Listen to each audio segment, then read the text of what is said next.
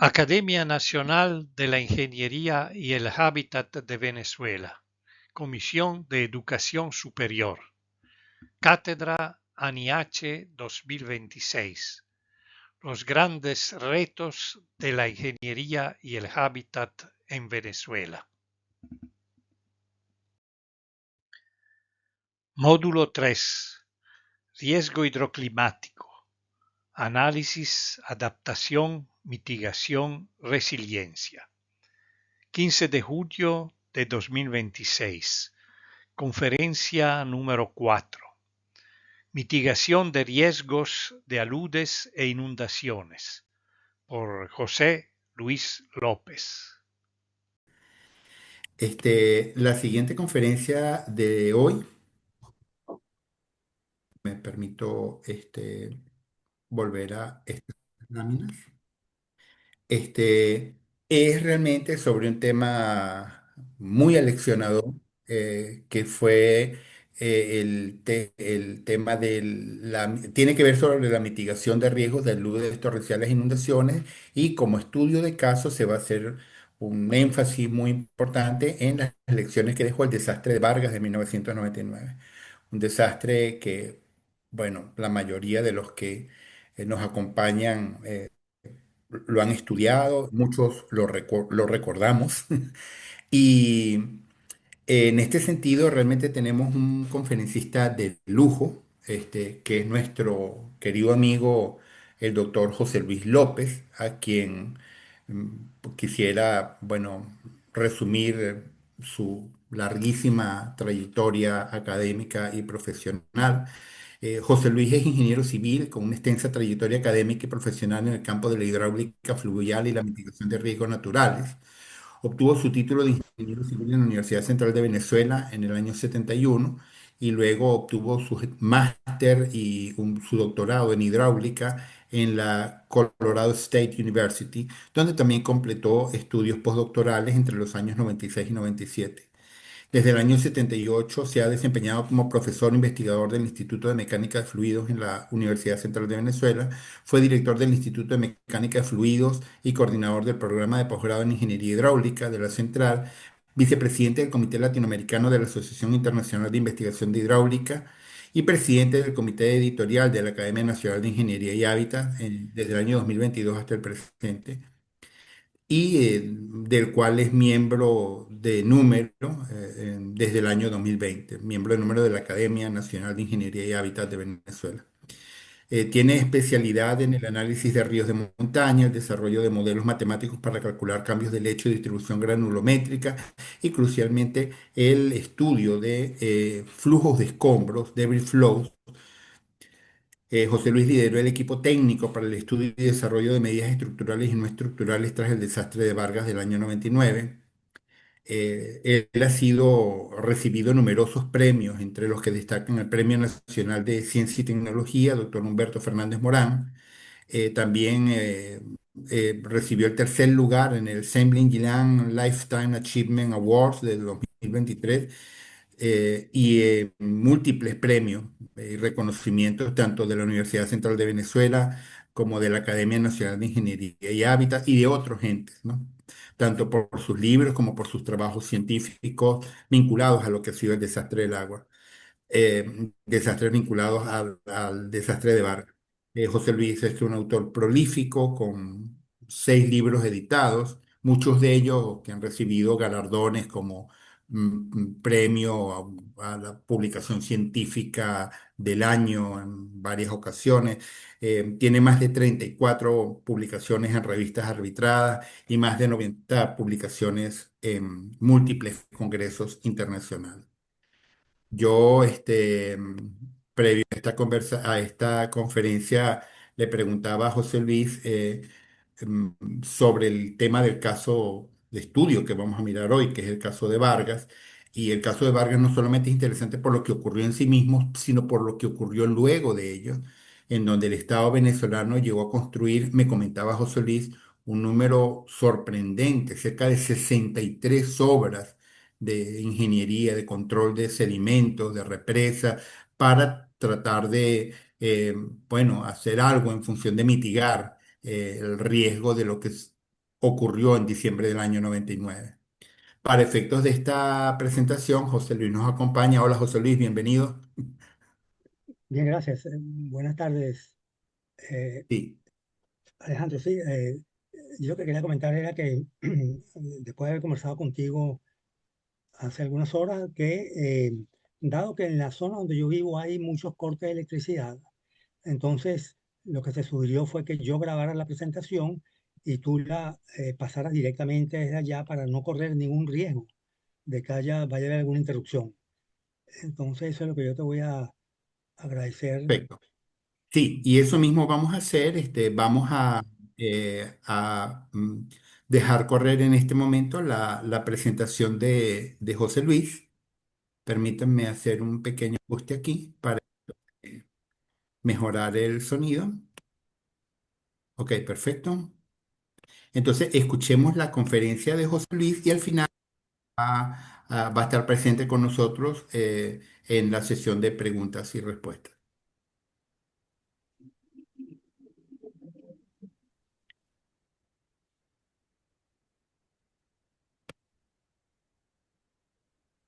Bueno, muy buenas tardes a todos. Agradezco la introducción que hizo el profesor Alejandro Guiñayo. Y comenzamos entonces con la charla. Este es el título de la conferencia: Mitigación de riesgos de aludes e inundaciones.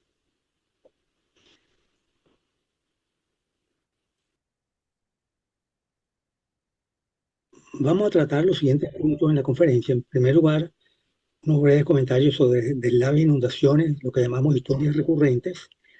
Después, comentarios sobre la dinámica fluvial. En tercer lugar, la catástrofe de Vargas. En cuarto lugar, las obras de mitigación de riesgos. Y culminamos con unas reflexiones finales. El primer punto entonces, deslaves e inundaciones, historias recurrentes. Para comenzar tenemos que definir lo que es un deslave y un alud torrencial para diferenciarlo claramente. El deslave lo definimos como un movimiento rápido de un flujo no confinado en la ladera de la montaña, producido por lluvias torrenciales y compuesto por material sólido, suelos, restos vegetales, rocas, árboles, ¿no? El deslave es el que alimenta realmente, produce el material que alimenta el alud torrencial. El alud torrencial ocurre en los cauces agua abajo o en los cauces torrenciales, ¿no? El flujo es un flujo rápido con altas concentraciones de sedimentos que se generan en los cauces de zonas montañosas de altas pendientes, compuestos por agua y una gran variedad de tamaños de sedimentos, desde los limos y arcillas hasta bloques y peñones de gran tamaño, además de todo tipo de arrastre de desperdicios y materiales fabricados por el hombre. Entonces aquí a la derecha vemos un pequeño esquema donde hay una lluvia torrencial de larga duración que ha saturado los suelos, entonces el peso y la fuerza de arrastre, de fuerza de corte se hace mayor que la resistencia, la cohesión de las partículas y se produce el colapso de las masas de suelo. Y esto se ve claramente en estas fotografías. Vemos los deslaves en la montaña. La evidencia son las cicatrices o rasguños que quedan plasmados en la ladera de los cerros, ¿no? Entonces, unas características de estos deslaves y aludes es primero que el deslave es la fuente principal de sedimentos para la generación de la luz torrencial. El deslave se produce en las laderas y la luz torrencial en los cauces. Los aludes finalizan en las zonas más planas, que son los abanicos aluviales, a la salida de la montaña. Y el alud puede ocurrir como una secuencia de frentes de onda, donde en el frente de esa onda se acumulan los grandes clastos o peñones, ¿no? Y las velocidades que puede alcanzar el flujo están entre 10 y 20 metros por segundo, que son equivalentes a 36 y 72 kilómetros por hora. Lo mejor es ver un video de un alud torrencial. Aquí vamos a ver un alud torrencial que se aproxima a un cauce, tiene un flujo de bajo caudal y hay una presa de control de sedimentos aguas abajo. Aquí se acerca el alud torrencial, como ven ustedes, en el frente de ese alud torrencial está los grandes clastos, los grandes peñones del frente y agua arriba en el cuerpo y en la cola se encuentran los sedimentos menos gruesos. La presa estaba colmatada, pero la luz torrencial le pasó fácilmente por arriba, ¿no?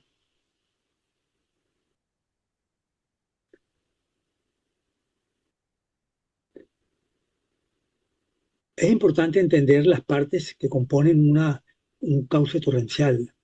Tenemos en primer lugar la cuenca tributaria, donde se generan los flujos y se producen los sedimentos por erosión en las laderas y en los cauces, ¿no? Todos estos pequeños cauces tributarios, torrentes, se unen en un solo cauce que es la garganta o el cañón del torrente para salir fuera de la montaña.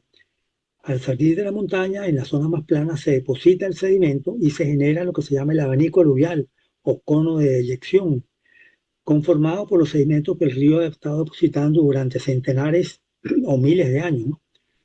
Tiene forma triangular porque él, con la avenida de Nuevas Crecientes, va a sedimentar el cauce, lo obstruye y el flujo se desborda. Con la avenida de Nuevas Crecientes se desborda y abre nuevos cauces que parten todos del mismo punto del vértice y va abriendo cauces en forma de triángulo aquí en el abanico aluvial, ¿no? Entonces, mostramos aquí a la izquierda, bueno, por de dónde viene el nombre de un abanico japonés, ¿no? Y el abanico aluvial entonces es una zona, la salida de montaña, donde predomina la deposición de sedimentos. Aquí mencionamos eventos extraordinarios de mayor impacto en América Latina en los últimos 40 años, que tienen, muchos de ellos tienen origen diferente. Aquí nos referimos a macrodeslizamientos, a deslaves, a flujos piroclásticos, aludes torrenciales e inundaciones fluviales, ¿no? Comenzamos viendo el gráfico, el mapa, la tragedia de Armero, 1985, ¿no? Que flujos piroclásticos producidos por un volcán en erupción, el volcán Nevado del Ruiz, que produjo el deshielo de un glaciar, generó entonces estos aludes torrenciales y una inundación terrible que enterró prácticamente a la población de Armero con 20.000 víctimas, ¿no? El desastre de la Josefina, el año 93, que es menos conocido, es un macrodeslizamiento que produjo un dique natural de 100 metros de altura, represando dos ríos en la cuenca del Paute. Esto es en Ecuador, en la ciudad de Cuenca. Entonces, este macrodeslizamiento produjo un dique natural de 100 metros de altura que represó las aguas del río Paute hasta que llegó un momento en que esa cantidad de agua creó una presión muy grande sobre el dique, lo reventó y causó una onda que viajó hacia agua abajo y, bueno, con 150 víctimas fatales. El fenómeno del Niño entre los años 97 y 98 fue un evento importante también que causó muchos fallecidos en los países de Ecuador, Perú y Bolivia, ¿no? El huracán Mitch en los países de Centroamérica, Nicaragua, Honduras, El Salvador, Guatemala y sur de México, cerca de 11.000 fallecidos. El desastre de Vargas en Venezuela, el número de fallecidos se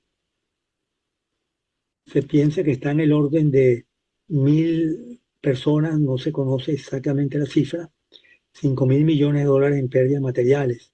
La tragedia de Mocoa en Colombia, más reciente, 2017, cerca de 300 fallecidos. Aquí fueron también aludes torrenciales, ¿no? El desastre de Río de Janeiro 2001, inundaciones y deslizamiento en el estado de Río de Janeiro, 916 fallecidos. En Venezuela también estos eventos son crónicos. Aquí tenemos una imagen de la cordillera de la costa entre la ciudad de Maracay y la ciudad de Caracas, separadas a una distancia como de más o menos como de 100 kilómetros, que está el lago de Valencia, y se señalan aquí una serie de eventos que han ocurrido recientemente. Choroní 2017 en el flanco norte de la cordillera, el Limón el año 87, aquí hubo como 300 fallecidos, el Castaño más reciente 2022 y la Tejería 2022. Estos dos eventos ocurrieron con una diferencia de una semana. Y después el estado Vargas, hoy el estado La Guaira, donde han ocurrido eventos crónicos de hace muchísimos años. en las poblaciones de Maiquetía, La Guaira, Caraballeda, Tanaguarena, etcétera, ¿no? Y también en el otro lado del flanco de la cordillera de la costa, en el Valle de Caracas, todas estas quebradas que se mencionan aquí, Chacaíto, Catuche, Anauco, Toco y Caurimare, han producido aluvios torrenciales enormes. Hay también evidencias geológicas de un alud torrencial de época precolombina, hace 700 años, que enterró la población indígena en ese momento en Caracas y causó un gran evento que produjo más sedimentos. De acuerdo a nuestras estimaciones, ese evento en Caracas, el Valle de Caracas, fue de 30 millones de metros cúbicos de sedimentos, mayor que el evento de Vargas, que produjo 20 millones de metros cúbicos de sedimentos. Otras inundaciones catastróficas recientes en Venezuela, en la zona de los Andes, eh, el río Mocotí del 2021, Comanacoa del río Manzanares 2024. El año pasado, en los páramos de los Andes, los ríos Chama, Santo Domingo y Motatán, y el río Orinoco recientemente, el año pasado y el 2018, también con inundaciones extraordinarias, ¿no? Una actividad humana que impacta mucho las inundaciones es la deforestación en las cuencas. Y aquí me baso en un gráfico que tomé de una presentación del profesor José Rafael Lozada de la Universidad de los Andes, donde él muestra este gráfico basado en datos tomados de Map Biomass Venezuela. Se muestra la superficie deforestada de bosques entre 1985 y 2022.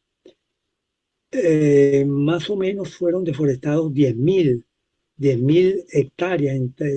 Aquí había 90.000 y 80.000, o sea, 10.000 hectáreas fueron deforestadas en menos de 40 años. En la cuenca del río Manzanares, que fue donde se produjo recientemente la inundación el año pasado, en 2024, en Cumanacoa, ¿no? 10.000 hectáreas deforestadas de bosque en 37 años equivalen a 0,75 hectáreas por día. Esto es equivalente más o menos a un campo de fútbol, 0,75 hectáreas. Es decir, que cada día se destruye una superficie de bosques equivalente a un campo de fútbol.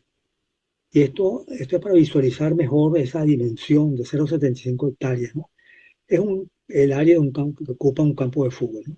Entonces eso se ha estado deforestando durante 37 años, diariamente. Esto afecta a la ideología de la cuenca porque el bosque es una barrera natural contra los deslaves. Aquí decimos que funciona como una esponja que retiene una parte importante del agua de las precipitaciones. Aumenta la intersección, la infiltración y la evaporación. Entonces, al destruir la cubierta forestal en las cuencas altas, el hombre contribuye a reforzar la violencia de las crecidas y aumentar la frecuencia de las inundaciones en las zonas bajas. Algunos comentarios sobre la dinámica fluvial de los ríos. Sabemos que los ríos no son estáticos, son entidades dinámicas que evolucionan su cauce, migran lateralmente y longitudinalmente. Y vamos a ver algunos ejemplos de estas migraciones. Aquí vemos el río Apure, agua arriba de Bruzual. Aquí se ve una imagen que no está muy clara del río Apure, el puente sobre el río Apure en Bruzual que une las poblaciones de Bruzual con Puerto Nutres, y vemos que la isla esta con sus dos brazos norte y sur está ubicada a 1.320 metros para el año 1985. Para el año 2004, esta isla, desplazándose hacia aguas abajo, migrando hacia aguas abajo, junto con sus brazos, que migraban también lateralmente, se encontraba a 570 metros del puente. Para 2022 ya estaba a 165 metros y para 2004 ya está a 150 metros. Es decir, esta morfodinámica de la isla viajando estaba produciendo erosión en las márgenes y movimiento longitudinal rápidamente, ¿no? Aquí vemos la misma, el mismo río Apure en Bruzual ya para el año 2025-2026, ya prácticamente con una fuerte crecida que tuvo el río Apure el año 2025 produjo el colapso prácticamente de la carretera y el río que antes cruzaba perpendicularmente el puente, ahora el río lo cruza paralelo al puente, ¿no? Por esta migración que se estima en 30 metros por año. Un ejemplo también dramático es la evolución que ha tenido el río Cosi y su gigantesco abanico aluvial. Aquí se ve el río Cosi que nace en la cordillera del Himalaya y cruza el Gran Valle hasta encontrarse con el río Ganges en la India. Señalamos aquí la extensión del abanico aluvial y en este mapa a la izquierda se indica la evolución que ha tenido el cauce del río Cosi en el tiempo. Este es el fenómeno que se llama abulsión, en donde el río va rellenando sus cauces y va abriendo nuevos cauces, conformando pues el abanico aluvial, ¿no? Aquí en un periodo de menos de, ¿cuánto? 1731 a 1963, menos de 200 años, viajó 107 kilómetros desplazándose hacia el oeste, ¿no? Una migración lateral de 500 metros por año, ¿no? Es el desplazamiento del río Cosi en su abanico aluvial. En esta lámina mostramos el río Tambopato en Perú, Tambopata en Perú, que nace en la cordillera de los Andes, desemboca aquí en el río Madre de Dios, y aquí vemos una imagen de Google Earth donde vemos unos cauces abandonados, unos meandros abandonados del río Tambopata. En esta lámina que me la cortesía la profesora Nelly Hernández, me la hizo llegar, es tomada con LIDAR, LIDAR, una imagen de la NASA. Entonces se observa realmente la gran dinámica fluvial que ha tenido el río en el transcurso del tiempo, porque esta imagen LIDAR penetra a través de la vegetación, a través de los bosques, y se pueden ver las huellas claramente de los antiguos cauces del río Tambopata en Perú.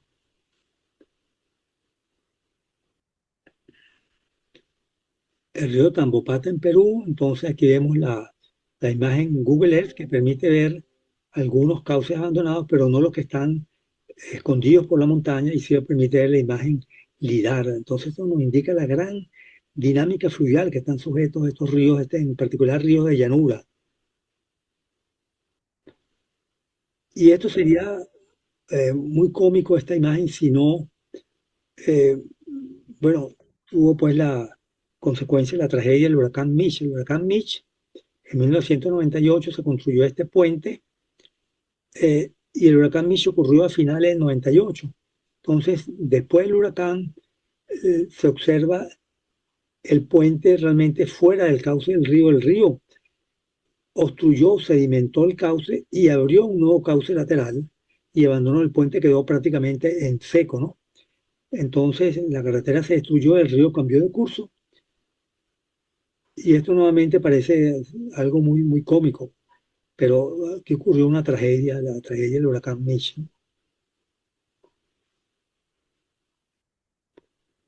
Las variaciones no solamente son laterales, son variaciones también verticales en el lecho. Aquí observamos una sección transversal del río Apure en Bruzual.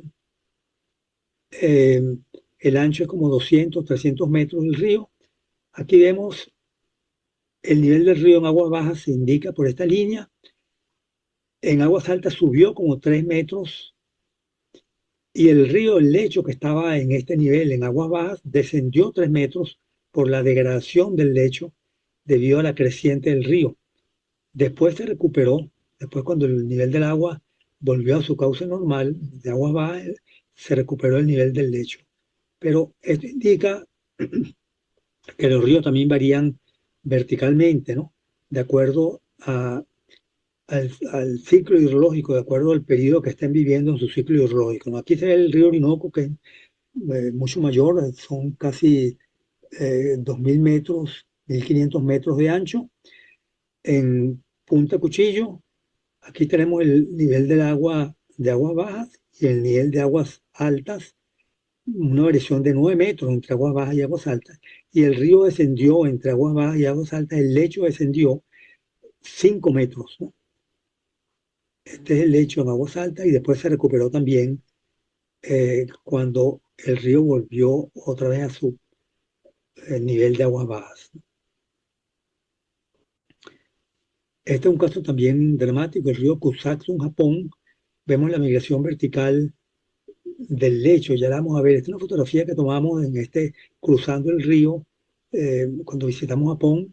Aquí estamos cruzando el cauce del río, pero resulta que el río está sobrelevado, como unos 7, 8 metros sobre su curso anterior, ¿no? Es lo que llaman los japoneses el sailing river, un río colgado, un río elevado. Aquí está el río, en esta fotografía, por debajo, bueno, aquí pasa una carretera, por debajo la, pasa una vía férrea, ¿no? Los japoneses explican en estas imágenes cómo fue el proceso de sedimentación. Era una cuenca que producía muchos sedimentos. Los japoneses se vieron forzados entonces, debido a la sedimentación, a construir unos diques marginales en cada lado.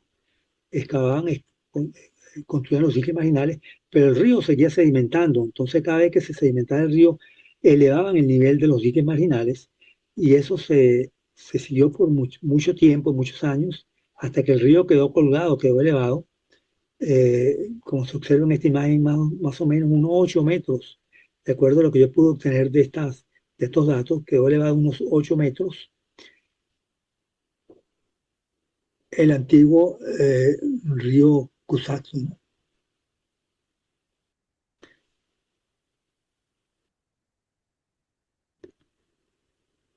El punto 3 entonces es la catástrofe de Vargas.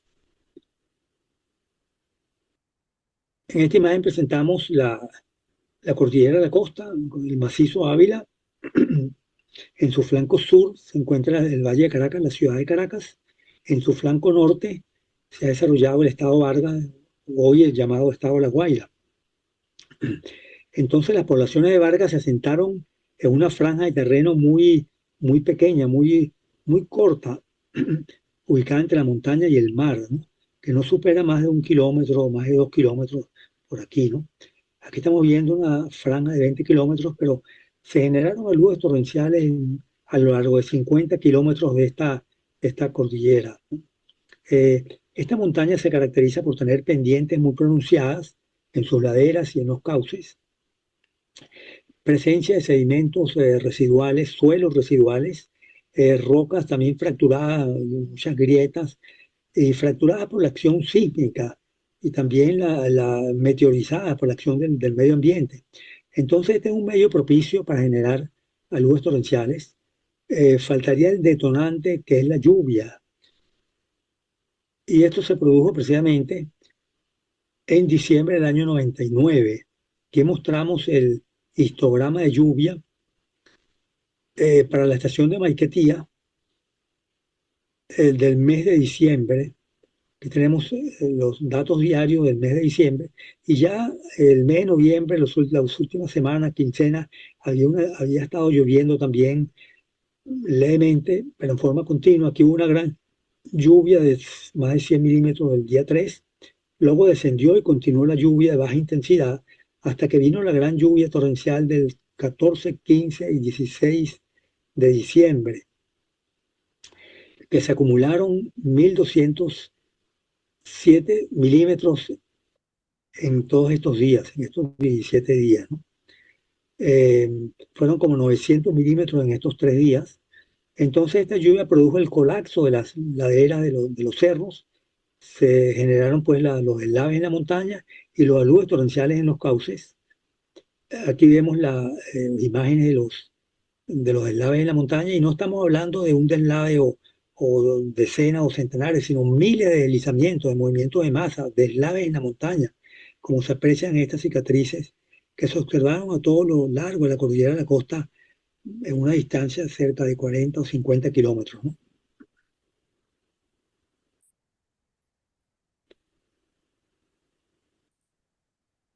¿Cómo se originó y por qué se origina la tragedia? Bueno, aquí lo explicamos en estas imágenes, que es lo que llamamos la construcción social del riesgo. A la izquierda vemos una fotografía del río Cerro Grande en Tanaguarena, el año 51. Vemos que la garganta del torrente está ocupada por sedimento, porque en este mes, precisamente en febrero del 51, hubo las lluvias torrenciales eh, que causaron grandes daños también, pero en este caso en Tanaguarena no estaba ocupada, no estaba habitada, se ven que estaba en plena construcción la urbanización, que se ven las calles, y ven cómo se llenó todo ese sedimento a la garganta de la quebrada del río Cerro Grande, y cómo también llenó de sedimento una parte del abanico aluvial, ¿no? Para diciembre del año 98, esta es la imagen que presenta la población de Tanaguarena. Habían ocupado todo el abanico aluvial y allí se había ocupado la garganta del torrente, de la quebrada del río Cerro Grande. Se le perdió el miedo a este caucecito que se observa aquí, se le perdió el miedo a ese pequeño flujo y construyeron prácticamente al lado. Luego vino entonces el gran alud torrencial de diciembre del 99. El río reclamó su territorio, su garganta, ocupó todo esto de sedimentos, inundó de sedimentos todas estas casas que estaban pobladas aquí en la garganta del torrente, hubo muchos fallecidos, inundó de sedimentos también una buena parte del abanico aluvial y desplazó la línea de costa como unos 200 metros hacia el mar, ¿no? Entonces aquí observamos una ocupación inadecuada del territorio del río, desarrollo urbano no planificado, y no aprendimos las lecciones del pasado, porque aquí había ocurrido ese fenómeno del año 51 y también anteriormente el año 38 y el año 48. Es decir, no teníamos memoria histórica, éramos ignorantes de estos eventos que ocurrían y había una ausencia, una cultura del riesgo. En las autoridades, a nivel educacional, no enseñábamos esto, por lo menos en nuestra universidad.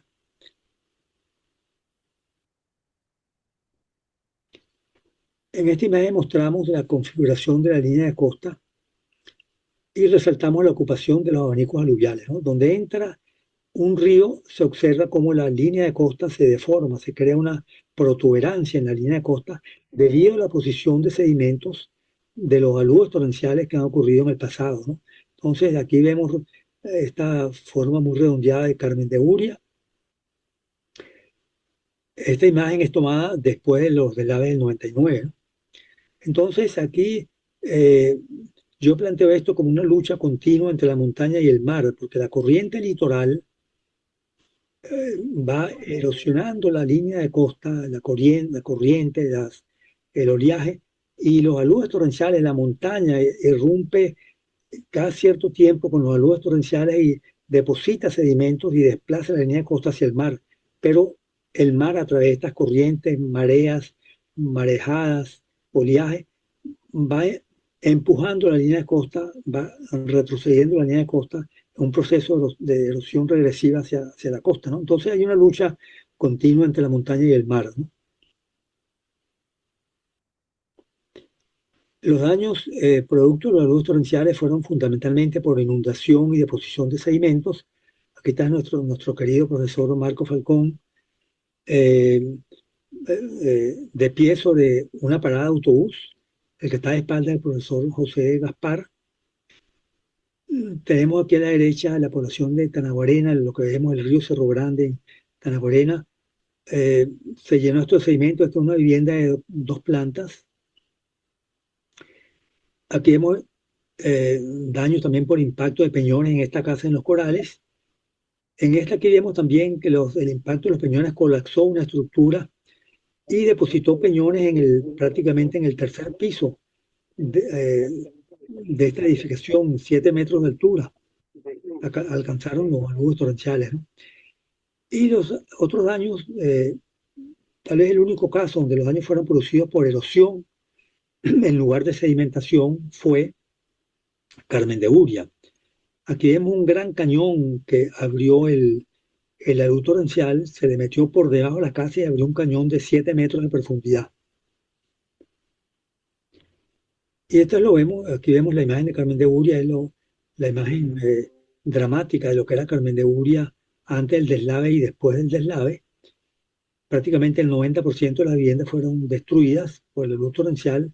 El río se le metió por la luz torrencial se le metió, pasó por el centro de las viviendas, abrió un gran cañón, porque ese era su antiguo cauce. El río lo habían desviado para construir Carmen de Uria y lo habían desviado en un canal al pie de la ladera de la montaña, pero los deslaves produjeron el, el desplome de estas laderas que inundaron de sedimentos, obstruyeron el cauce y lo impulsaron hacia su antiguo cauce que él recuperó y lo abrió este cañón de 7 metros de profundidad, ¿no? Que se observa aquí en la fotografía, ¿no?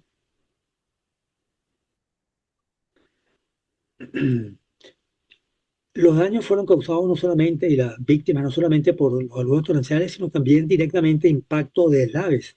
Aquí vemos en el río San José Galipán, en Macuto, vemos un, eh, un deslave de la montaña, un movimiento de masa de la montaña que está ampliado aquí. Vemos dónde se orinó la fuente de sedimentos y la trayectoria que siguió el deslave impactó aquí en unas casas donde se habían refugiado muchos habitantes huyéndole a la luz torrencial del río San José Galipán, a esa inundación. Se escondieron en esta casita al pie de la montaña y vino la luz torrencial, el deslave de la montaña y causó unas 40 víctimas en estas casas, ¿no? Bueno, las obras de mitigación de riesgos. Vamos a comenzar por definir el tipo de obra, ¿no? Aquí tenemos una planta, una cuenca con la cuenca tributaria, la garganta y el abanico aluvial. Entonces, ¿cuáles son las medidas que se pueden aplicar para mitigar los aluvios torrenciales? Bueno, en primer lugar, medida de conservación de cuenca, ¿no? Control de erosión en la cuenca a través de reforestación, fajinas, obras de drenaje, torrenteras, ¿no? Esa sería la primera medida en la parte alta de la cuenca. Otra medida también son diques de estabilización de cauces, es decir, control de erosión en los cauces, en los torrentes aguas arriba. Le cambiamos la pendiente de los cauces con diques escalonados espaciados a una cierta distancia para que el flujo corra con menor pendiente y tenga menos poder erosivo. Si no podemos controlar la erosión aguas arriba y no podemos controlar los focos de sedimentos, entonces tenemos que retener los sedimentos en la garganta del torrente, que es donde se unen todos estos pequeños cauces aguas arriba. Entonces en la garganta se pueden colocar presas de retención de sedimentos, comenzando aguas arriba por las presas más de aberturas más grandes, después las presas de la abertura más pequeña y finalizando con una presa cerrada. La idea es ir filtrando los sedimentos de forma que los sedimentos más grandes se queden arriba y los sedimentos más finos agua abajo, ¿no? Y después entonces tenemos que tener una obra para conducir los flujos de agua y sedimentos finos en el abanico aluvial hasta su descarga en el mar. Entonces este es el concepto fundamental de medidas de mitigación contra los aluvios torrenciales. Tenemos la presa de estabilización, hablamos de presa de control, erosión y estabilización o consolidación de cauces en la parte alta y presa de retención de sedimentos en la parte del cañón de la garganta, ¿no?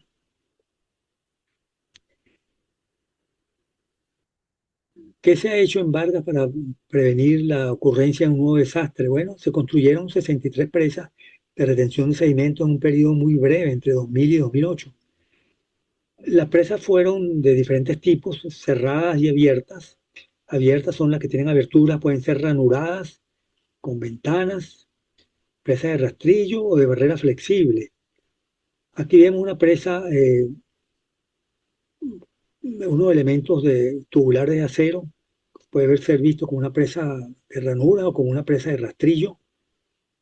Aquí vemos una presa en concreto, unos elementos de concreto, también una presa abierta en la quebrada Guanape. En Camurí Chico, la presa que se construyó, una presa con aberturas, con ventanas en gaviones y una estructura central para permitir el paso de maquinarias. Después tenemos una presa de gaviones en la quebrada Piedra Azul, también con aberturas, ranuras. Una presa cerrada en la quebrada Alcantarilla con su contradique. Casi todas las presas tienen contradique para proteger el dique principal contra la erosión, ¿no? La presa de Macuto también se ve aquí de 7 metros de altura con su contradique y un enrocado entre el dique y el contradique. Otras presas se muestran en estas láminas. El río San Julián es la presa más grande que se construyeron de 11 metros de altura, concreto armado, presas abiertas. Esta presa cerrada en quebrada seca con unas grandes aberturas aquí, pero puede ser considerada una presa cerrada con una especie de tuberías que actúan como para aliviar la presión, como barbacanas, ¿no? La quebrada Naiguatá es una presa de concreto ciclópeo ranurada. La quebrada del Cojo, una presa de gaviones, también con abertura con ranuras.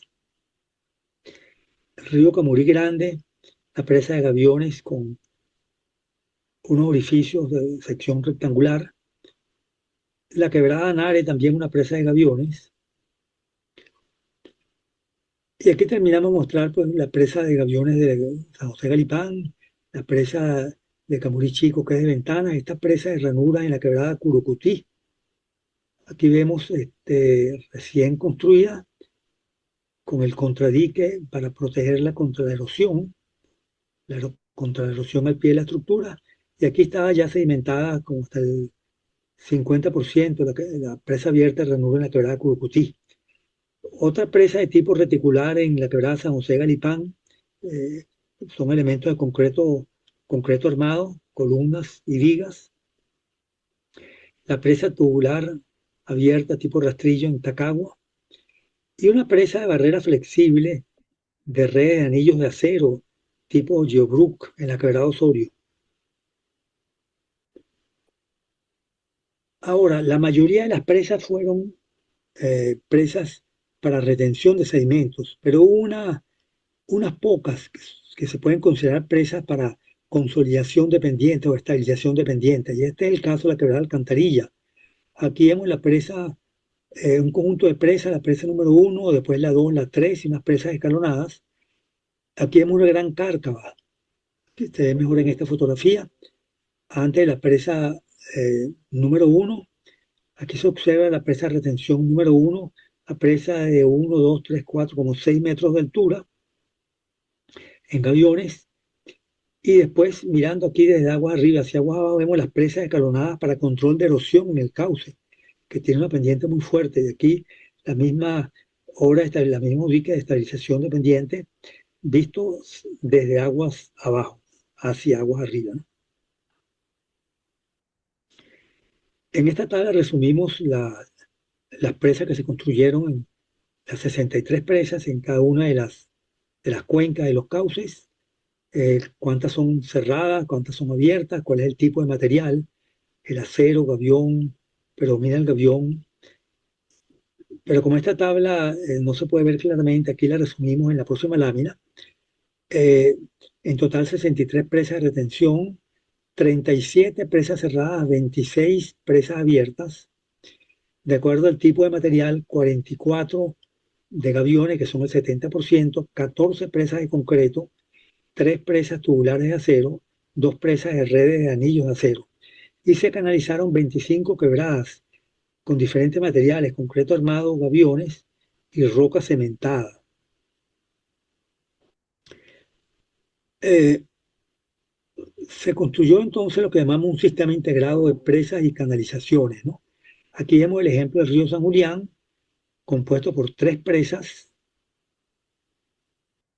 Aquí vemos la presa número 1, que es la primera presa más abajo, y la presa número 1, de ahí comienza una obra de transición hacia la canalización de la quebrada o del río San Julián, eh, que se observan aquí las traviesas para controlar la erosión, porque esta canalización del río San Julián se hizo en fondo móvil, es decir, se respetó el fondo, el lecho del río y solamente se revistieron las márgenes con roca cementada. Entonces, para controlar la erosión del lecho, se construyeron traviesas separadas más o menos cada unos 40 metros aproximadamente, 30, 40 metros. Y esa fue pues la obra de conducción en el río San Julián, ¿no? Son 3 presas abiertas que continúan con la canalización hasta llevar las aguas hacia el mar, ¿no?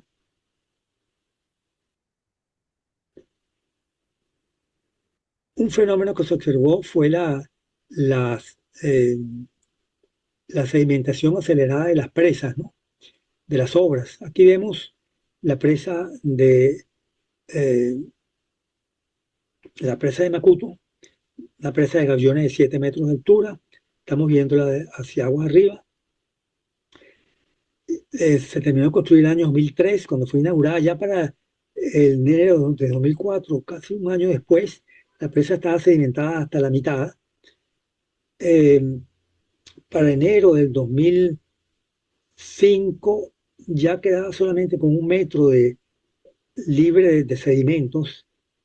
Estaba sedimentada casi un 90% y con la creciente de febrero del 2005 se terminó de sedimentar, ¿no? ¿A qué se debe esta sedimentación rápida? Bueno, que las cuencas quedaron muy sensibles después de los aluvios torrenciales del 99. Muchos sedimentos quedaron en tránsito entre la montaña y el mar, o entre las laderas de la montaña y el mar, y quedaron en tránsito en las gargantas y fueron arrastrados fácilmente por las crecientes menores, ¿no?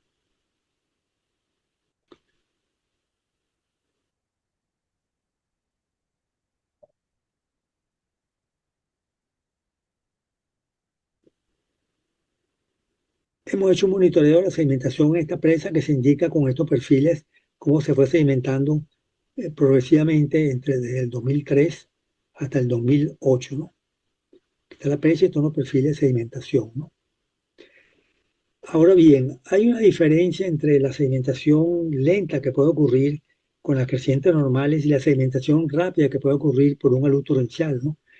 Esto intentamos mostrarlo aquí en estos experimentos de laboratorio. Aquí tenemos un canal de laboratorio donde se construyó una presa abierta de ranurada y vamos a ver cómo es el proceso de sedimentación.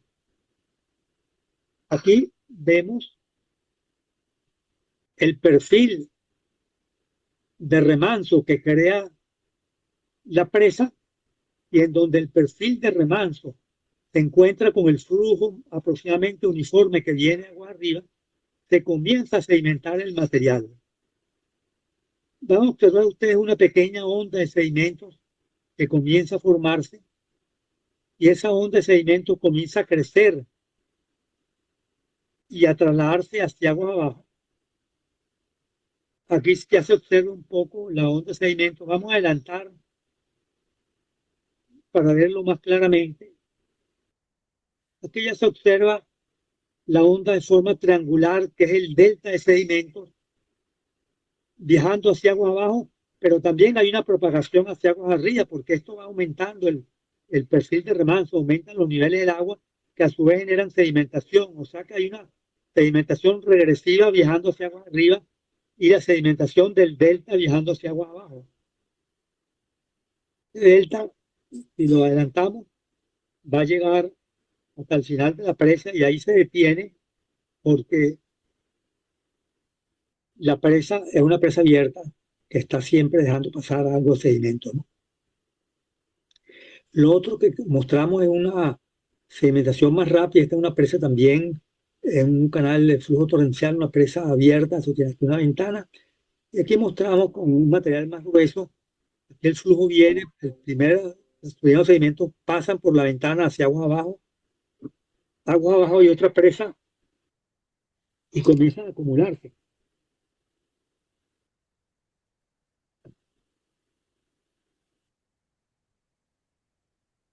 Se sedimenta rápidamente por este fenómeno que es como una avalancha de sedimentos que vino de agua arriba.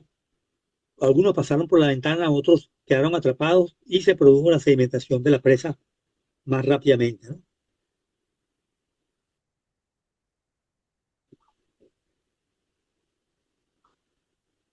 En esta lámina mostramos entonces la sedimentación también de las presas abiertas, ¿no?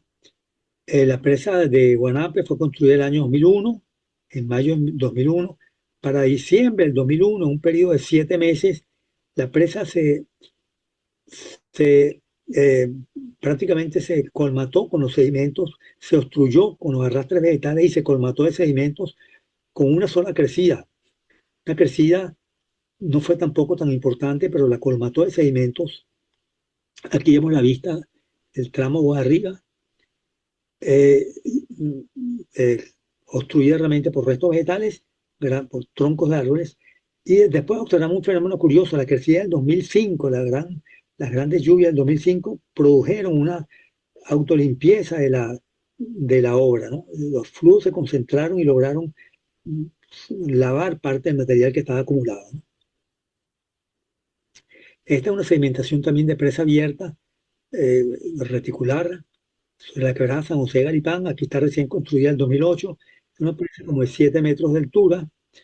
Ya para el año 2010 estaba el 50% de la presa estaba sedimentada porque se obstruyeron las aberturas debido pues, a los arrastres vegetales que son muy típicos en nuestras quebradas del macizo Ávila, ¿no? Esta es otra presa abierta en la quebrada del Cojo. Aquí vemos la presa recién construida el año 2002. Vemos el dique, el contradique. Y ya para el año 2005 estaba con las crecientes, en 2005, que fueron extraordinarias, prácticamente llenaron de sedimentos, colmataron la presa abierta, ¿no? Aquí vemos algunas aberturas de la presa colmatadas, algunas todavía no están, es decir, hay unos flujos que logran pasar aquí tratando de abrir un poco el cauce, ¿no? Nosotros encontramos esta fotografía del 2005 y del 2007. Cuando editamos el 2007 encontramos que algunas de las aberturas, esta en particular es la ranura número 8 en la presa 2 de la quebrada del Cojo. Encontramos que para el 2007 se había lavado el material, es decir, esto se atribuye a que durante las crecientes más pequeñas el flujo se concentra en algunas ranuras y puede lavar el material por debajo y logra despejar de sedimentos la abertura de la presa, ¿no?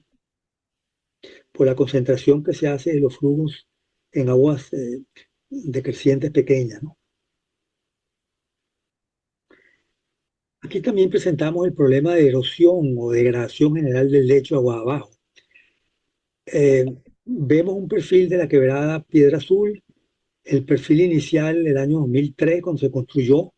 La obra es el perfil que está en los colores más claros, en cuadritos. Y después el perfil medido, levantado el año 2007. Ya había pasado la lluvia torrencial del 2005, ¿no? La lluvia del 2005 colmató la presa número 1. Aquí se ve colmatada, el perfil está por encima. Colmató la presa número 2 y no colmató, llenó un poco de sedimento, una sedimentación parcial de la presa número 3. Pero en la presa número 2 también se observó la degradación del lecho agua abajo. Aquí se observa cómo descendió el lecho 3 metros al pie del contradique del profesor Jacinto Artigas, mostrando aquí el descenso del lecho de casi 3 metros al pie del contradique de la presa, que se observa también en el perfil levantado el año 2007, ¿no? Y aquí vemos una fotografía de la presa sedimentada aguas arriba, la presa número 2, y el tramo aguas abajo está erosionado bastante, ¿no? O sea, lo que ocurrió fue una degradación general. ¿Por qué ocurre esta degradación general del lecho? Por lo que nosotros llamamos el problema de las aguas hambrientas de sedimentos. Los sedimentos se quedan aguas arriba, entonces lo que pasan los flujos que pasan sobre la presa son flujos de aguas claras que quieren reponer su capacidad, quieren saturarse de sedimentos y comienzan entonces a erosionar, a socavar, y se produce el fenómeno de degradación general del lecho por estos flujos hambrientos de sedimentos, ¿no? Este es el caso también de la presa de Camurí Chico. Aquí se observa una fotografía de la presa del año 2003, está en plena construcción, se estaba se estaba construyendo la estructura de disipación, que era una malla de vigas de concreto armado rellenas con enrocados para protección, ¿no? No se había construido la parte central. Resulta que nosotros visitamos la presa el año 2006, aquí aparece el estado de la presa. El año 2006 también en esta fotografía resaltamos cómo se encuentra esta estructura central, prácticamente a nivel del lecho del río. Pero el año 2011, cuando la visitamos, encontramos que el lecho del río había ascendido 3 metros, como se observa en esta fotografía. Y las vigas que estaban de la estructura de protección contra la erosión estaban expuestas. Lo que sucedió fue que no se construyó la estructura central. La estructura que mostramos en la lámina anterior no se terminó de construir esta parte central y aquí se produjo una fuerte erosión aguas abajo por el fenómeno de aguas claras que mencionamos anteriormente y se erosionó 3 metros, se produjo un descenso del lecho de 3 metros, ¿no? Esta otra presa en la quebrada del Tigre, es un afluente del río Mamo. Aquí observamos un descenso del lecho de 4,5 metros. Este es el nivel original del lecho, se indica aquí, y el nivel actual está más o menos por aquí. Ya el muro, el dentellón está expuesto. Aquí se observa en esta fotografía, está prácticamente en el aire, el dentellón. Hay un descenso del lecho de 4,5 metros. ¿A qué se debe esto? Bueno, tiene que ser un efecto también de las aguas claras, producto de la sedimentación de la presa, pero hay algo adicional. Examinando las imágenes de satélite, encontramos que agua abajo hay un sitio de explotación de material, una cantera de material granular del río. Aquí vemos la quebrada del Tigre, perdón, la presa del Tigre, aquí está la quebrada del Tigre, la presa, dique contra dique, y un sitio de explotación a unos no más de 200 metros. Aquí hay otro sitio también que se ve que están sacando arena sobre el río Mamo y aquí estaban las instalaciones o están las instalaciones de la cantera. Entonces, este es un fenómeno que se ha observado en los sitios donde se extrae material granular. Se produce erosión tanto agua abajo como hacia agua arriba, porque al descender aquí el nivel del lecho y venir una crecida, se produce una erosión regresiva que se propaga hacia aguas arriba y en este caso está afectando la presa del Tigre, ¿no? Entonces un fenómeno de erosión regresiva causada por saque de arena. Aquí lo vemos también en esta imagen, el sitio de explotación a 120 metros, indico yo aquí en esta lámina está la presa del Tigre, a 120 metros, ¿no? Esto es en la quebrada Alcantarilla, también vemos el dique y el contradique. Aquí recién construido no se le colocó el enrocado de protección. Bueno, aquí hubo una erosión agua abajo del lecho, más o menos de 2 metros al pie del lecho, erosión en la quebrada Alcantarilla, ¿no? Después de la crecida del 2005. Y se ven los asentamientos entonces que han habido en los aviones, ¿no? Hubo también destrucción de algunas presas. Aquí mostramos la presa del río Anare, una de las presas de aviones del río Anare. Esta presa, como se observa en estas dos láminas, estoy mirando hacia agua arriba, el estribo derecho entonces está fundado aquí en el cerro, en el talud, en la roca, pero el estribo izquierdo está sentado, está fundado en una terraza aluvial. Aquí se ve el estribo izquierdo, la terraza aluvial. Estas son fotografías tomadas con la presa recién construida el año 2002. Vino la gran crecida del 2005 y la presa se le metió, es decir, porque aquí ustedes pueden ver que también hay una curva, esta presa está a la salida de la curva, ¿no? Entonces el flujo se le metió por detrás, erosionó la curva y se le metió por detrás, erosionó también el terraplén y es lo que llamamos un desvío lateral del río, un bypass lateral, erosionó y abrió un nuevo cauce al lado del cauce anterior, ¿no? Destruyó la presa, así se destruyeron 2 presas en este río Anare, ¿no? Aquí hay otro efecto también, impacto de las presas causado por desprendimiento de rocas, que en este caso vemos la presa del año 2008, esta es la presa del río Camorí Grande, la presa número 3, el año 2008 está en perfecto estado, el año 2011 la encontramos con se habían destruido prácticamente una fila de gaviones por estos bloques que no son redondeados, o sea que son bloques que vinieron de un deslizamiento posiblemente en la ladera del cerro, ¿no? Entonces este es un daño en obras por impacto de rocas o bloques, ¿no? La presa de la Quebrada Seca también sufrió daños graves.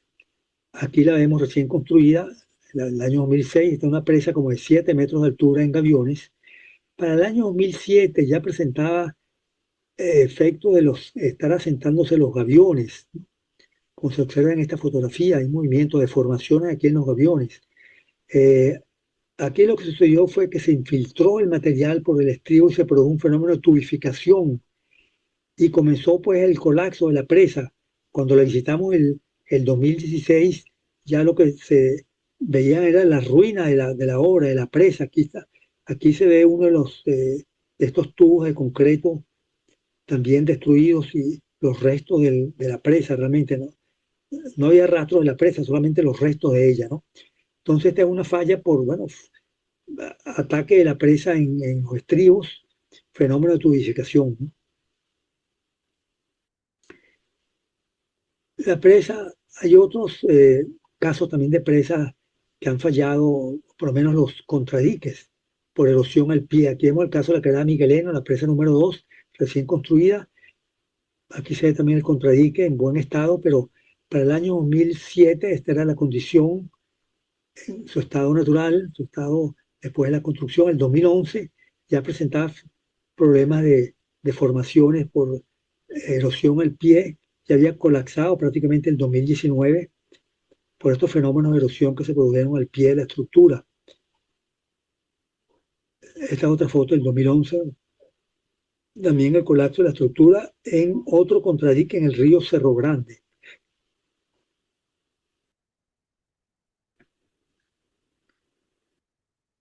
Otro problema es el problema de los puentes, ¿no? Por exceso de sedimento, obstrucción por sedimento y arrastre de vegetales. Aquí vemos el río Camorí Grande, el 2005, obstruido por troncos de árboles, restos y sedimentos, ¿no? Se obstruyó entonces el puente, se debió el flujo por toda la urbanización Camorí Grande, el flujo escurrió por las calles y salió por un pequeño caucecito, aquí una pequeña quebrada que destruyó el pontón que había aquí en este sitio, ¿no? Entonces, aquí se ve también un puente del río San Julián en los corales del año 99, totalmente obstruido por la cantidad de arrastres vegetales que trajeron estos flujos del año 99. Entonces, aquí llamamos la atención con los grandes arrastres vegetales que tienen nuestras cuencas de Vargas y las cuencas de la cordillera de la costa, ¿no? ¿Qué solución hay para esto? Bueno, hay que intersectar estos arrastres vegetales aguas arriba con presas abiertas, que retengan estos sedimentos y estos arrastres vegetales y que impidan que lleguen agua abajo a la zona urbana, ¿no? Aquí se ven otros trabajos de reparación que se hicieron, algunos trabajos que se han hecho de reparación de obras. Aquí se repusieron una fila de aviones que se dañaron en la presa de Macuto por los aludes del 2005. Aquí está la presa con los aviones dañados y después la presa ya con los aviones reconstruidos, ¿no? La presa de Macuto. Aquí también en la enrocada de protección en la quebrada de Alcantarilla se hizo un relleno de la enrocada de protección, se protegió también con una joya textil para evitar la filtración del material fino, ¿no? Y aquí se ve la presa, el dique de la quebrada de Alcantarilla ya recién reparada, ¿no?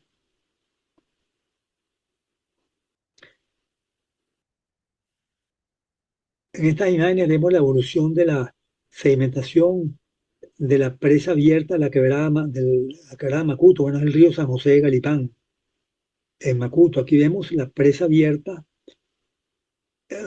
como reticular, con elementos de concreto armado, 7 metros de altura. Se terminó de construir en 2008, para 2010, principio del 2010 la mitad de la presa estaba obstruida por los arrastres vegetales, había sedimentado. Ya para el 2022 observamos que totalmente estaba sedimentada. Se habían construido todas las aberturas y el río estaba escurriendo por un lado, por la derecha, poniendo en peligro aquí el estribo de la presa. Estaba escurriendo por una zona que no estaba protegida, ¿no? Afortunadamente los vecinos protestaron ante las autoridades y se hizo un trabajo en respuesta a la llamada de los vecinos, un trabajo de remoción del material sedimentario.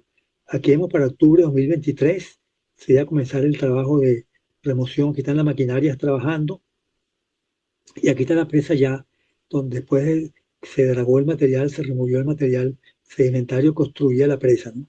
Este es uno de los pocos casos de trabajos que se han hecho para dragar el material sedimentario de las presas, ¿no?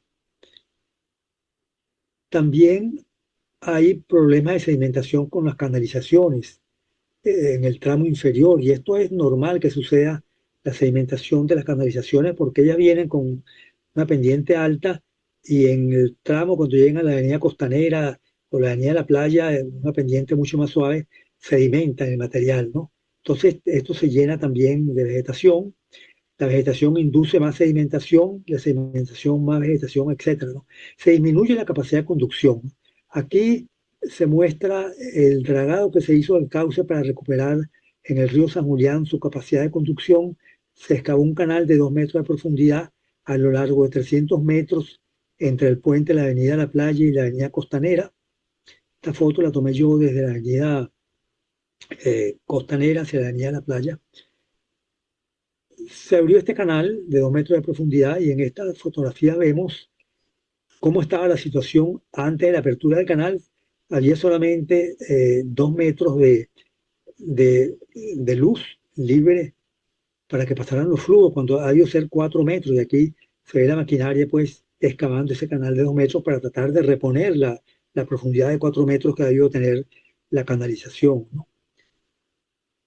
En el río San José Galipán también se observa aquí a la izquierda el río, la canalización del río en Gaviones, recién construido, el año 2004. Para el año 2020 estaba totalmente invadido por vegetación, el canal bastante sedimentado. Se hizo un trabajo de remoción el año 2022, remoción de sedimentos y remoción de vegetación que permitió descubrir algunas cosas, porque el problema es que la vegetación impide que uno pueda inspeccionar las obras. Aquí al excavarse un poco ver, se pudo ver fallas en asentamiento en el muro de Gaviones, una socavación aquí de este muro, al pie del muro de Gaviones está socavado como medio metro, ¿no? Aquí hay una traviesa, los restos, una traviesa destruida, porque este es un cauce eh, excavado en una canalización en cauce natural con traviesas, ¿no? Aquí se unen las traviesas destruidas, ¿no? Bueno, otros daños han sido también en las canalizaciones del río San Julián que observamos en esta fotografía, ¿no? Aquí vemos daños en la canalización, que esta es una canalización con revestimiento en roca cementada y causa natural con traviesas. Aquí vemos una traviesa, prácticamente el descenso del lecho ha sido como de 2 metros. Aquí vemos la traviesa de un tramo, esta es la traviesa agua arriba, esta sería la traviesa agua abajo de ese tramo, ¿no? El flujo le pasa por arriba y durante una creciente, bueno, erosionó todo el material. Aquí se produjo una degradación general del lecho que dejó esta traviesa prácticamente colgando, y igualmente la traviesa agua abajo con un hueco de 2 metros de altura, ¿no? En el río Migueleno también ha habido afectaciones en las losas de la canalización, entonces también de concreto ciclopio, roca cementada. En el río Camurí Grande también hay fallas en las traviesas, y en el río Naiguatá también fallas, este es un canal de concreto armado, hay fallas en la losa del canal por problemas seguramente de infiltración en la junta, ¿no? Que ha levantado las losas. Aquí vemos el río Camurí Grande, algunos ejemplos también de fallas en las traviesas del río Camurí Grande, que tiene una canalización también en fondo móvil, solamente revestimiento de márgenes con traviesas, y las traviesas están comenzando a fallar, ¿no? Esta traviesa, también el problema de esta traviesa es que por algunas de ellas se forma un flujo de más alta velocidad, puede arrastrar a los bañistas que utilizan el río Camurí Grande para diversión, ¿no? Para recreación, ¿no? Pero las obras también han tenido un aspecto positivo, ¿no? Aquí vemos lo del AVE del año 99 la zona de Maiquetía. Aquí vemos una fotografía de antes del deslave del 99, después de los aluvios torrenciales del 99, la zona de afectación grande en Maiquetía, ¿no? El año 2000, entre 2002 y 2003, se construyeron en Maiquetía, en las quebradas que la atraviesan, 7 presas de retención de sedimentos. La quebrada es atravesada por la población de Maiquetía es atravesada por la quebrada Piedra Azul y por la quebrada Curucutí. En Curucutí se construyeron 4 presas de retención de sedimentos y en Piedra Azul 3 presas. Nosotros visitamos las presas después de la luz torrencial del 2005 y encontramos que las presas se habían sedimentado, principalmente por la luz torrencial del año 2005, ¿no? Aquí vemos la presa número 4 totalmente sedimentada, una presa de 1, 2, 3, 4, 5, 6 metros de altura. Aquí vemos la presa número 2 también de dimensiones similares, totalmente sedimentada. Y lo que estimamos nosotros es que estas 7 presas retuvieron 100.000 metros cúbicos de sedimentos con la crecida del 2005, con el luz torrencial del 2005, e impidieron que llegaran a las zonas urbanas de Maiquetía. Entonces podemos decir que las presas cumplieron su función, salvaron a Maiquetía de un nuevo desastre, que ya ha sido afectada fuertemente por los aluvios torrenciales del 99. Camurí Grande fue afectada fuertemente por los aluvios torrenciales del 99. Aquí la vemos, aquí se marcan las zonas de afectación. Aquí vemos esta imagen después de los aluvios torrenciales de la población de Camurí Grande, la deposición de sedimentos en las instalaciones del núcleo de la Simón Bolívar. Aquí están los bloques del Banco Obrero. Bueno, y desplazó la línea de costa varios centenares de metros hacia el mar, ¿no? Esto fue el año 99. El año 2005 no se habían hecho obras todavía en Camurí Grande. Vino un nuevo luz torrencial el año 2005, inundó de sedimentos, trancó el puente, se metió hacia las casas vecinas, también inundó otra vez de sedimentos el Banco Obrero, la zona vecina, ¿no? Y produjo el colapso de un pequeño puente, dado que el flujo se fue, al producirse la obstrucción del puente, se fue por las calles vecinas. Entonces, el año 2005 también nuevamente fue impactado por los aluvios torrenciales, causando numerosos daños. Para el año 2007-2008 se hicieron obras de canalización y presas de retención de sedimentos en Camurí Grande, en los 2 ríos que atraviesan la población, que son el río Migueleno y el propio río Camurí Grande. Aquí vemos las canalizaciones, terminan en unos espigones para mejorar la entrada del flujo en el mar. Y aquí vemos una de las presas que se construyó, la presa del dique y el contradique, una de 3 presas sobre el río Migueleno, y también 3 presas se construyeron sobre el río Camurí Grande, ¿no? Esas presas se sedimentaron con la creciente las lluvias torrenciales del 2010. Sedimentaron las presas que se habían culminado el año 2008. Y aquí vemos la presa número 2 totalmente sedimentada. Esta es la presa número 1, una vista frontal. Y la presa número 2, también la presa número 2 totalmente sedimentada en el río Migueleno. Del río Camurí Grande, del río Migueleno. Sedimentaron las presas, casi totalmente las 3 presas. Y nosotros estimamos también con levantamientos topográficos que las 6 presas retuvieron 160.000 metros cúbicos de sedimentos con la lluvia del 2010, que impidieron que llegaran a las zonas urbanas de Camurí Grande. Camurí Grande había sufrido ya el impacto de los aluvios del 99 y del 2005. Entonces podemos decir que las presas cumplieron su función, salvaron a Camurí Grande de un nuevo desastre, ¿no? Para culminar unas reflexiones finales,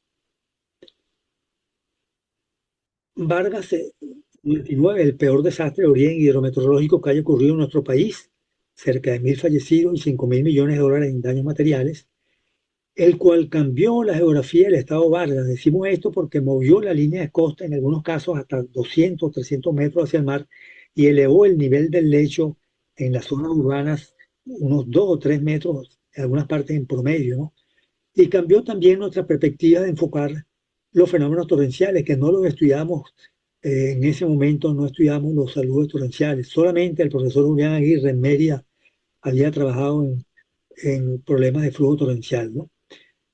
Entre 2000 y 2008 se construyeron 63 presas de retención de sedimentos y se canalizaron 25 quebradas distribuidas en 24 cuencas. No se conocen antecedentes en América Latina de un esfuerzo de tal envergadura en el campo de la prevención y mitigación de riesgos de origen hidrometeorológico. Esto hay que reconocerlo, un esfuerzo extraordinario, ¿no? Las obras fueron sometidas a prueba con las lluvias extraordinarias del 2005-2010. 13 presas retuvieron cerca de 300.000 metros cúbicos de sedimentos, protegiendo a las poblaciones de Maiquetía y Camorí Grande de un nuevo desastre, ¿no? 3 presas fueron destruidas totalmente y muchas otras fueron también dañadas, ¿no? Fallas y daños se han producido debido a desvío lateral del río bypass, impacto de rocas y peñones, erosión de estribos por filtraciones, tubificación, colapso de contradique por erosión al pie de las estructuras, abrasión del recubrimiento de concreto en diques, abrasión del fondo del concreto en canalizaciones, destrucción de losas y traviesas en canalizaciones por socavación al pie de los muros, ¿no?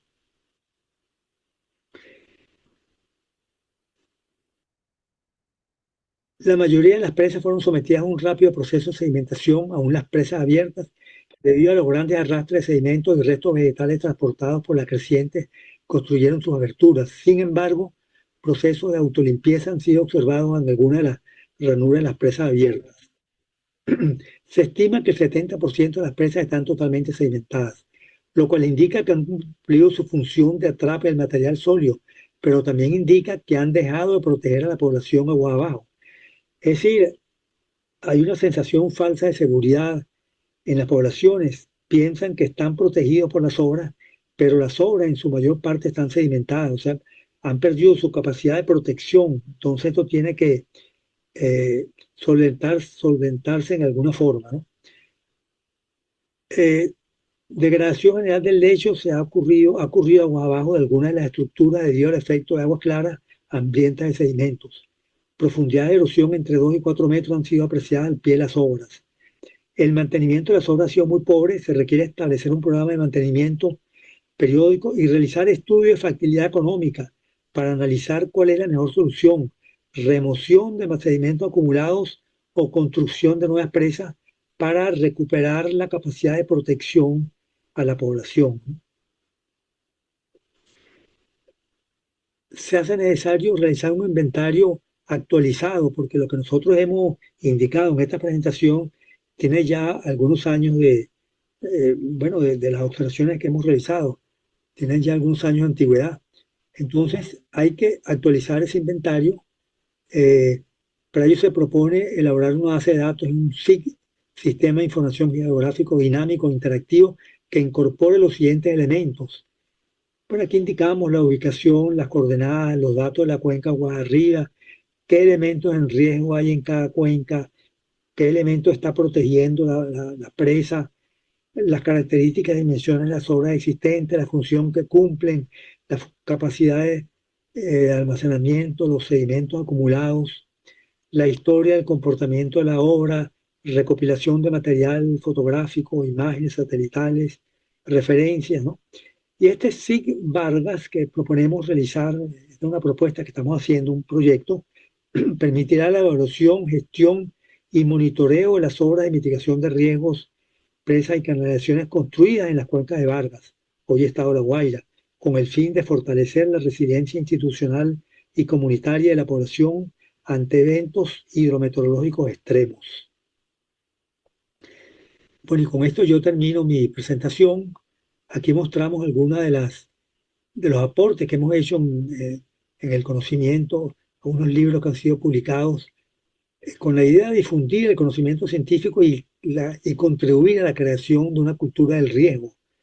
El primer libro fue el año 2003. Aquí se estableció el estado del arte del conocimiento que se tenía en ese momento sobre los aluvios torrenciales y su medida de mitigación. Después, el año 2010 se describe todo lo que aprendimos con ese tremendo, grandioso esfuerzo que se hizo en Vargas en 7, 8 años. Se describe el 2010 las lecciones aprendidas. Un pequeño folleto de inundaciones torrenciales, inundaciones fluviales y aluvios torrenciales del año 2012, publicado por Funvisis. Y el año 2021, 20 años después de la tragedia, ¿en dónde estamos? ¿Cuál es el estado de las obras, ¿no? Aquí hay una dirección donde pueden descargarse este material y con esto entonces yo termino mi presentación. Muchas gracias.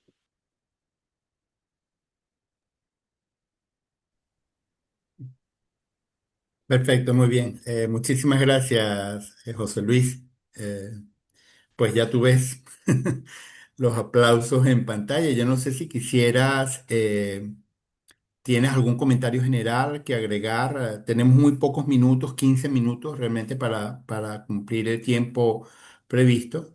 Y bueno, mientras tanto yo tratar de identificar algunas preguntas interesantes que pudieran existir para ti. Y como no, podemos intentar responder algunas de las preguntas. Yo vi también bastantes preguntas que hay en el chat. Entonces, adelante con tu lectura y trataremos de responderlas.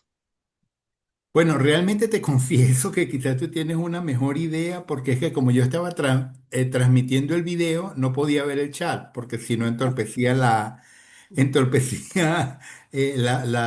presentación, ¿no? Pero bueno, pudiéramos mirar por aquí algunas preguntas. Buenas tardes, profesor. Bueno, muchas felicitaciones. Eh, a ver, la relación entre... fíjate que dice, estimado profesor, ¿podría explicar brevemente la relación entre la capacidad de mecánica debido a la morfología de sedimentos y su relación con la carga pluviométrica? Sí, es una pregunta que yo no entiendo bien, estaba pensando exactamente qué es lo que, pero entiendo, bueno, la carga pluviométrica, es decir, la intensidad de la lluvia, la precipitación, la duración, todo eso sirve para obtener caudales, los caudales de diseño, ¿no? Es importante la medición de la lluvia para obtener a través de estudios hidrológicos los caudales, y los caudales se usan para el diseño de las obras, el diseño del aliviadero, que permite pasar la creciente, ¿no? Y él habla también de capacidad mecánica o eh, morfología del sedimento. Es decir, de acuerdo a las características del sedimento, a los tamaños, se dimensiona, si es una presa abierta, se dimensiona el tamaño de la abertura, ¿no? Para que Ok, se tenga la abertura, ¿no? Y también, de acuerdo a las características de los sedimentos, uno va a determinar qué cantidad de sedimentos puede producir la cuenca. Eso es importante, estimar la producción de sedimentos de la cuenca con un determinado evento hidrológico, una crecida, qué cantidad de sedimentos puede producir para diseñar las obras y saber cuántas presas hay que colocar para que retengan ese volumen de sedimentos que van a ser transportados pues, por la creciente de diseño. Entonces, muy bien. eso es más o menos es lo que yo pudiera responder, ¿no? Perfecto.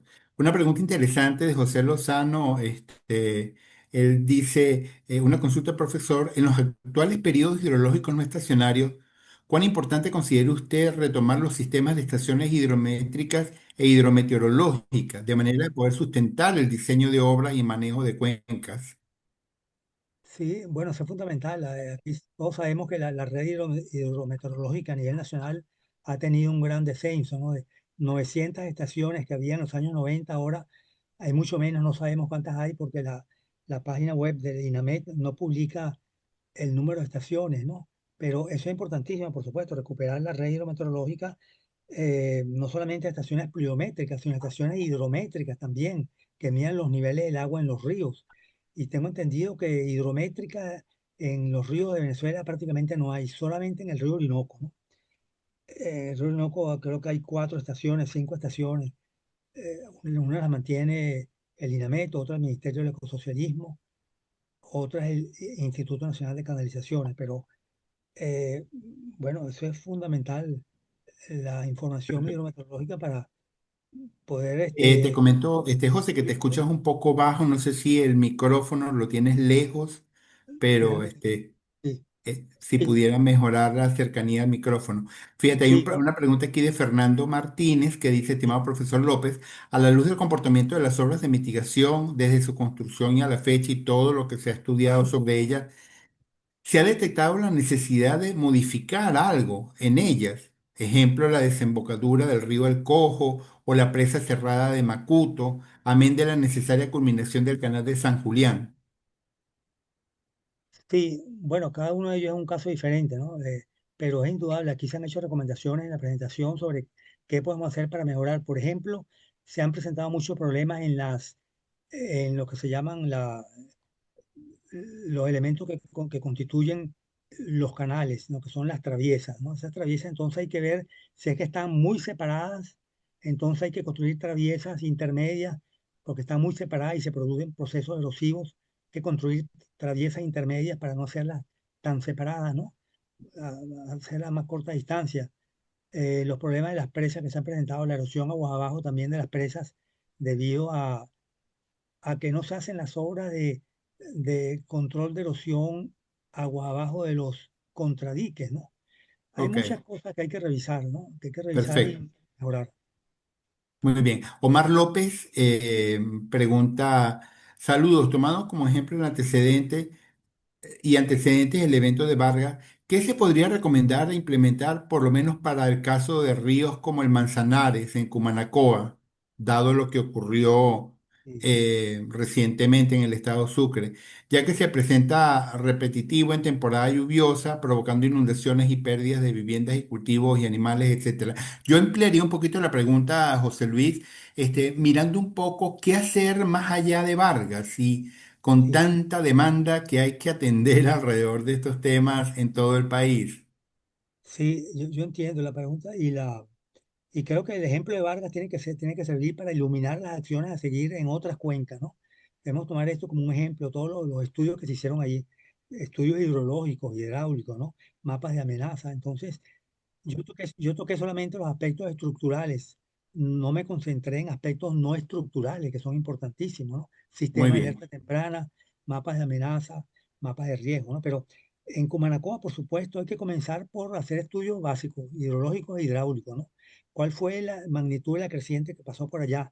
Lo primero que hay que hacer en todas partes del país, cada vez que venga una creciente, es mandar un grupo de ingenieros y de técnicos a levantar la mancha de inundación, marcar las alturas de la inundación, dejar monumentos para que se puedan construir modelos para poder simular estas manchas de inundación y eso nos permite hacer el diseño de obras.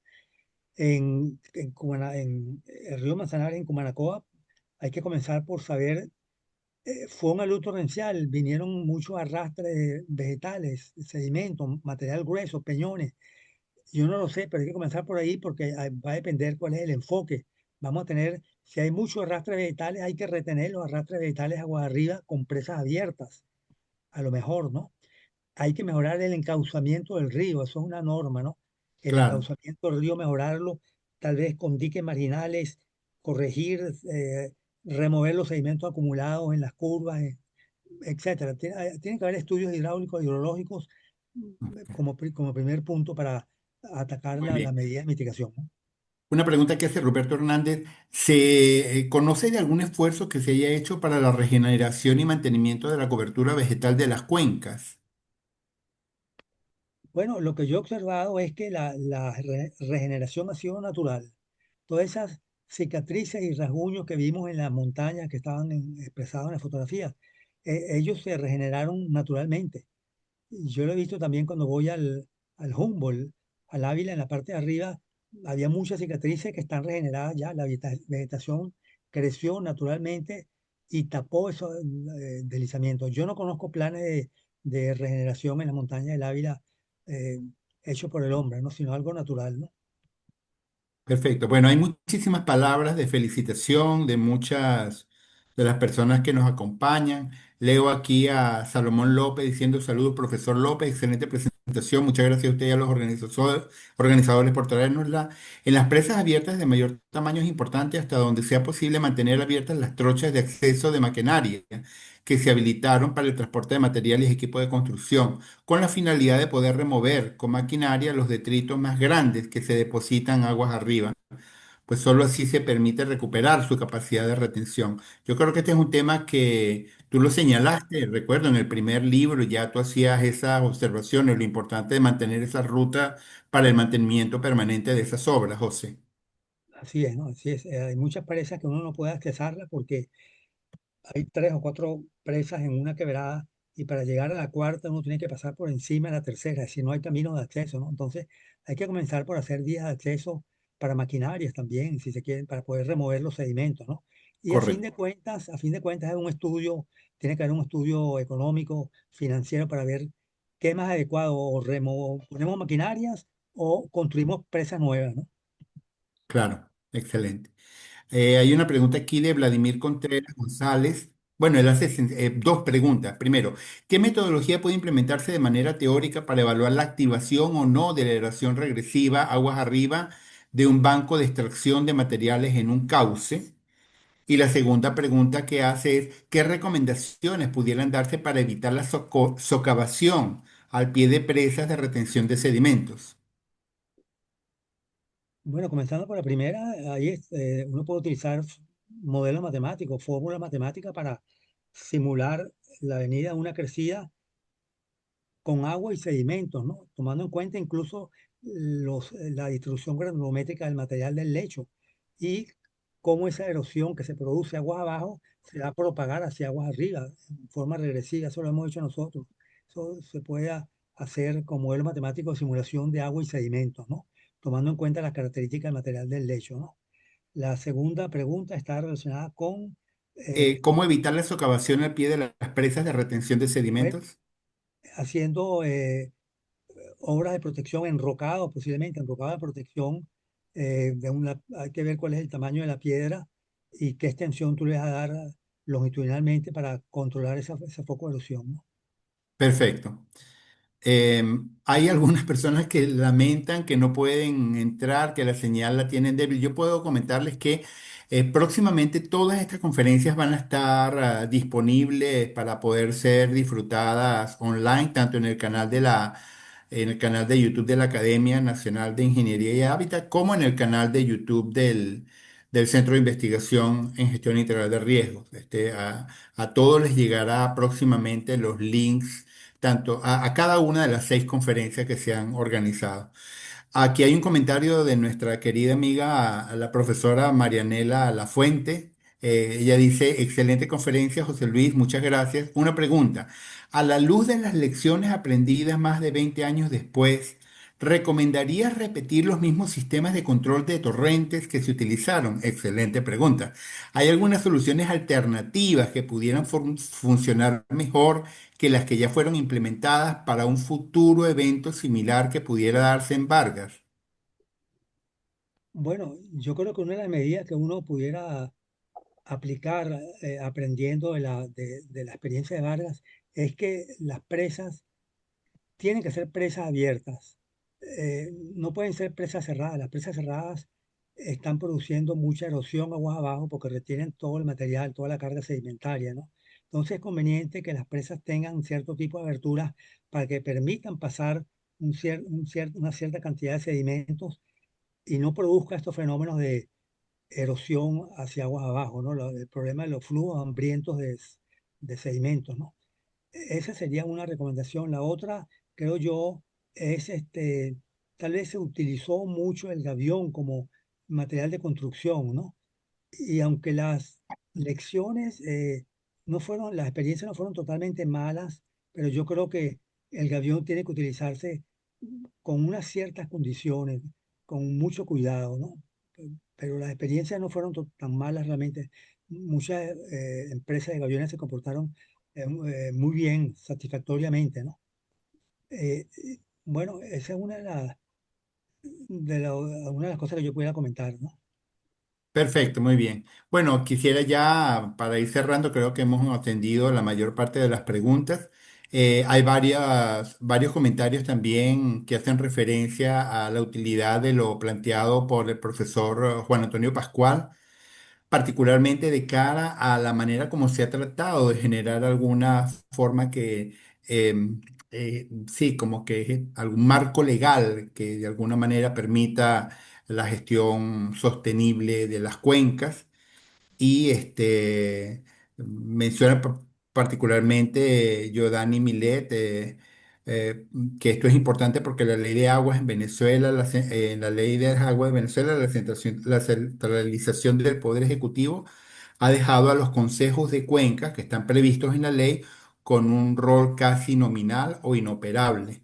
Y yo creo que esto nuevamente repite el tema de que muchas veces los países tú los lees en las leyes y son fantásticos, pero de lo que está escrito en la ley a lo que a ratos ocurre en la práctica pueden haber diferencias muy importantes, ¿no? Pero bueno, yo realmente creo que eh, todos las preguntas que tenía identificadas están atendidas. Hay muchas felicitaciones, hay comentarios interesantes como el de Jesús Segovia que dice, excelente presentación, gracias. Sin conciencia del Estado y normativas adecuadas, será muy cuesta arriba elaborar planes, estudios y obras de prevención y mitigación que permitan realmente controlar la recurrencia de este tipo de eventos. Y yo añadiría, tanto en España como en América Latina.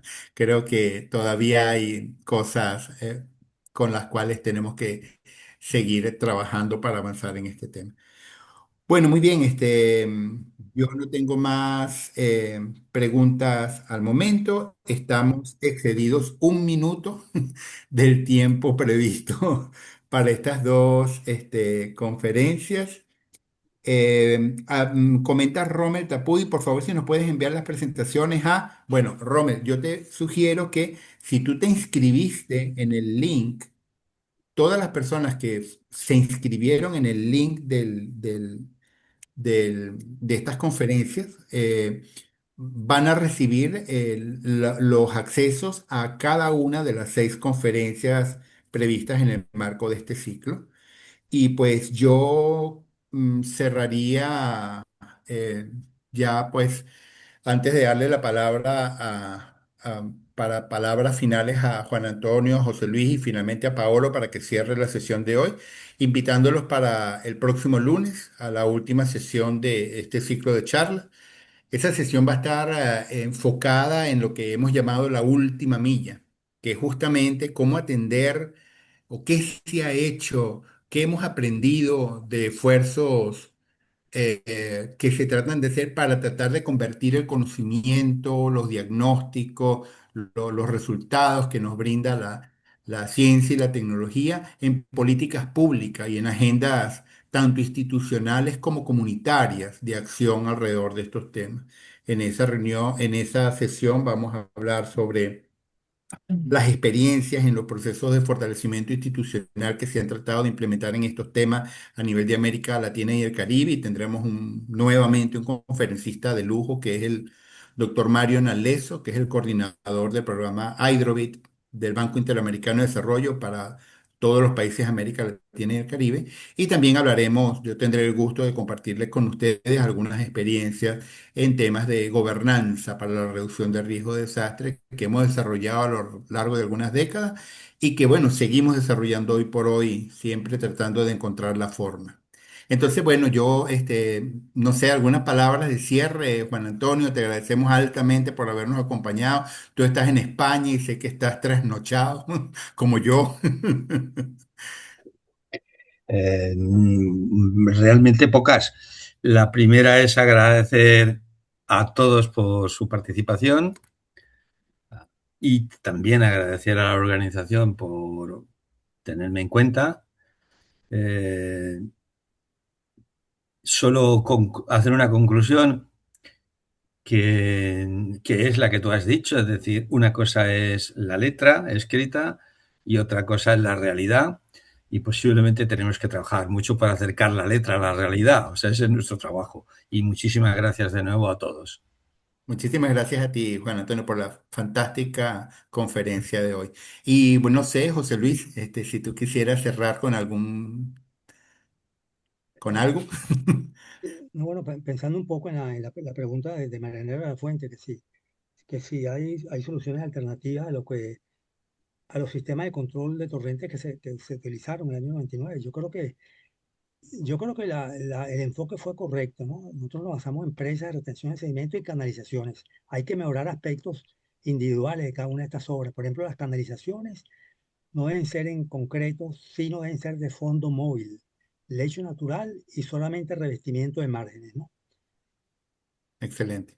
Eh, no utilizar solamente concreto. Las presas, por ejemplo, también lo que hemos hablado, que eh, tenemos que mejorar el control de erosión agua abajo de los contradiques. Las presas tienen dique y contradique. El contradique es para proteger la erosión al pie del dique, pero entonces el contradique también se erosiona, entonces hay que mejorar esa protección agua abajo del contradique con otra obra de control, ya sea enrocado o otras obras. Entonces hay aspectos específicos que tienen que ser revisados y mejorados, ¿no? Pero el enfoque creo que ha sido el correcto. Excelente, perfecto. Bueno, muy bien, Paolo, te dejo la palabra para que cierres el evento de hoy. Muchas gracias, Alejandro. Yo quisiera también dar las gracias a los conferencistas de hoy, los doctores Juan Antonio Pascual y José Luis López, a nombre mío y de la academia, por sus excelentes y aleccionadoras conferencias. También debo dar la gracia a Alejandro, nuestro moderador, por su tan acertada dirección de la sesión. Y finalmente, quiero dar la gracia también a los participantes por las preguntas que han formulado y que han permitido aclarar y ampliar cierta información y ciertos conceptos expuestos en las conferencias de hoy. Como ya ha dicho Alejandro, voy a invitar a todos los participantes a las dos últimas conferencias del módulo 3 que tendrán lugar el día lunes 22. La primera a las 2 de la tarde de Venezuela, que se titula La gestión de riesgo hídrico en América Latina, avances y retos, a cargo del doctor Mauro Narezzo. Y la segunda a las 3:30 p.m., intitulada Gobernanza para la gestión de riesgo hidroclimático, a cargo del doctor Alejandro Pinayo, nuestro moderador. Entonces, los esperamos todos el lunes 22 para estas dos conferencias de cierre del módulo 3. Gracias a todos y hasta la próxima.